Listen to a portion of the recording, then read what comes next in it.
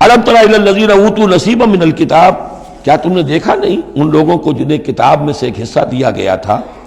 یؤمنون بالجبت والطاغوت ویقولون للذین کفروا ہؤلاء اہدی من الذین آمنوا سبیلا،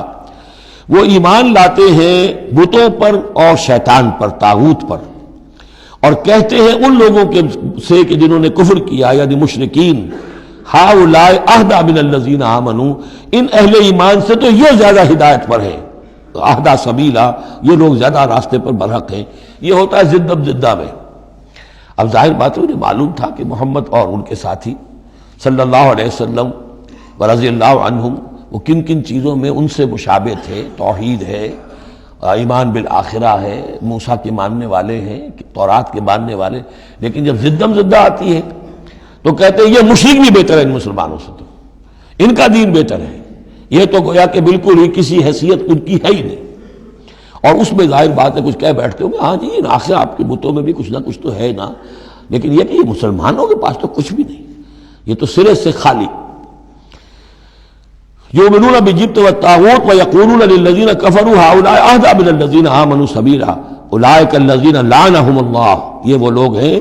جن پر اللہ نے لعنت فرما دی ہے۔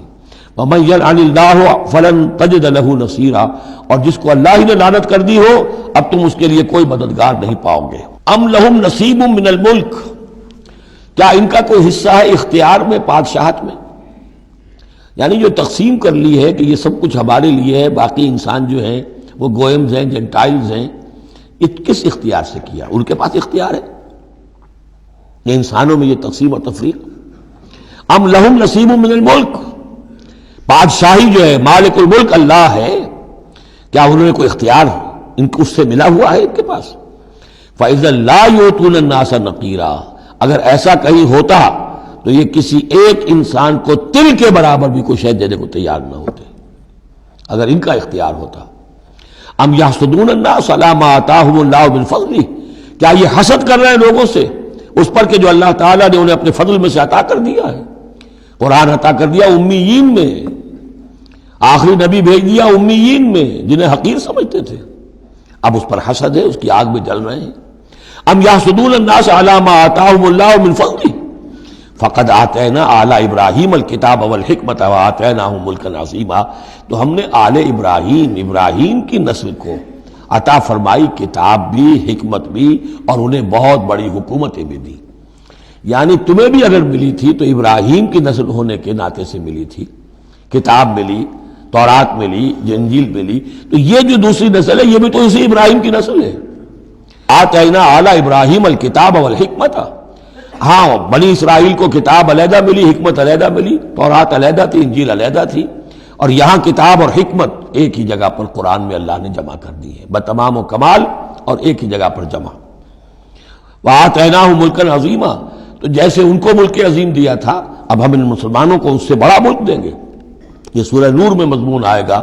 لَيَسْتَخْلِفَنَّهُمْ فِي الْأَرْضِ كَمَا اسْتَخْلَفَ الَّذِينَ مِن قَبْلِهِمْ، ہم لازماً ان اہل ایمان کو دنیا میں وہ حکومت اور خلافت عطا کریں گے جیسے پہلوں کو عطا کی تھی۔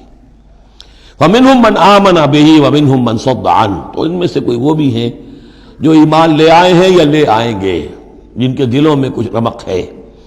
اور ان میں وہ بھی ہیں جو رک گئے ہیں، کھڑے رہ گئے ہیں، ہٹ گئے ہیں۔ وَكَفَىٰ بِجَهَنَّمَ سَعِيرًا،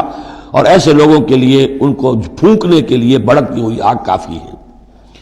ان الذین کفروا بآیاتنا سوف نصلیہم نارا، یقیناً وہ لوگ جو ہماری آیات کا کفر کریں گے ایک وقت آئے گا کہ ہم نصلیہم نارا، انہیں آگ میں جھونک دیں گے۔ کلما نضجت جلودہم بدلناہم جلودا غیرہا، جب بھی اور جیسے بھی ان کی کھالیں جلدیں جھلس جائیں گی، جل جائیں گی، ہم انہیں نئی کھالیں دے دیں گے، نئی جلدیں دے دیں گے، لِيَذُوقُوا الْعَذَابَ، تاکہ وہ عذاب کا مزہ چکھتے رہیں۔ اب یہ بھی ایک بہت بڑی میڈیکل حقیقت ہے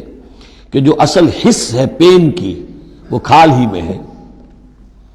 اندر جو ہے چاہے وہ ہمارے مسلز ہیں ان کے اندر جلن کی ہوگی لیکن احساس نہیں ہوگا اس کا۔ اصل جو ہے احساس جلن کا، چٹکی ہے، کوئی اور تکلیف ہے، کانٹا چبھا ہے، اور یہ ساری چیزیں جو بھی ہیں اس کا سارا احساس جو ہے سینسیٹیو جو ہے وہ سکن ہے۔